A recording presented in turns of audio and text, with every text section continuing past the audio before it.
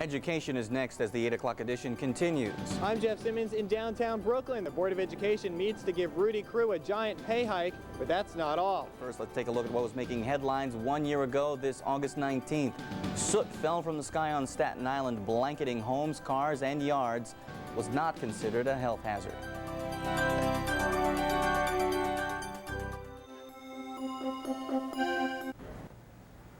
As the 8 o'clock edition continues, the Board of Education meets to take action on a possible pay raise for the school's chancellor and several new school safety proposals. Here's New York 1's education reporter Jeff Simmons. Jeff? Gary, this was a big night for Rudy Crew. Not only did he get a ringing endorsement from his board, but he got something we would all love to have: job security. Dr. Crew, it's a pleasure to welcome you back for another hopeful 4 years at the helm of the school system. Congratulations.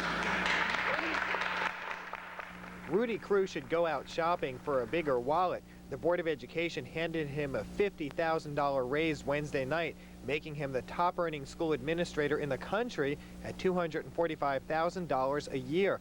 That's $45,000 more than President Clinton makes. Listen, anybody with 2 kids in college and 1 on the way would be very happy. Board members unanimously endorsed the new 4-year contract for Crew, calling him an excellent administrator who raised standards and boosted achievement. We'd like to provide stability for the school system. We have a chancellor who is doing an excellent job. We want him to stay here. We want to have him stay here for an extended period of time. The pay hike came with little resistance. The members of the CSA find the timing, not the content, of the proposed contract extension and salary increase for the chancellor to be insensitive to the needs of 4,000 school leaders who have worked without a new contract for the past 2.5 years. And who will just say no. I'm actually hoping that you, Chancellor Crew, will say this is not the way to lead the best system in the country. But giving Rudy Crew a giant pay hike was not the only item on the board's agenda. Here are some of the other actions that the board took on Wednesday. The board voted to ban laser pointers in schools. Students who are caught with one could be suspended for up to a year. You certainly could blind an individual by pointing it into their eye. If it's on the skin, it's not, but if it's going to be in somebody's eye, it is a very, very dangerous tool. The board also cracked down on students who abuse the internet. Send an improper email, get a suspension. The board approved a $9.3 billion budget for the coming school year. And the board also voted to pilot an incentive program giving employees bonuses if they boost student achievement.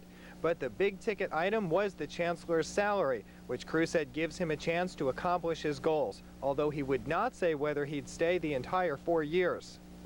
My plan is really to just do the very best job I can on behalf of the kids here, and this 4-year contract really gives me an opportunity to certainly think about a length of time in which to do some of the real heavy work that I think now has to come before us. Now, Crew is not resting on his laurels today. In fact, he released this list of goals and objectives for the coming school year. And in this plan, he says that, quote, the most difficult portions of our journey are still ahead. In Brooklyn, I'm Jeff Simmons for New York 1. Back to you, Gary. Jeff, Rudy sounds like an athlete who's about to be a free agent. What about the other Rudy in town who could be a free agent soon, Rudy Giuliani? How is he looking at this new salary? We caught up with Giuliani earlier today. He had nothing but compliments for his Rudy on this side of the river. He said favorable things and wishes him the best of luck. Okay, thank you very much, Jeff Simmons.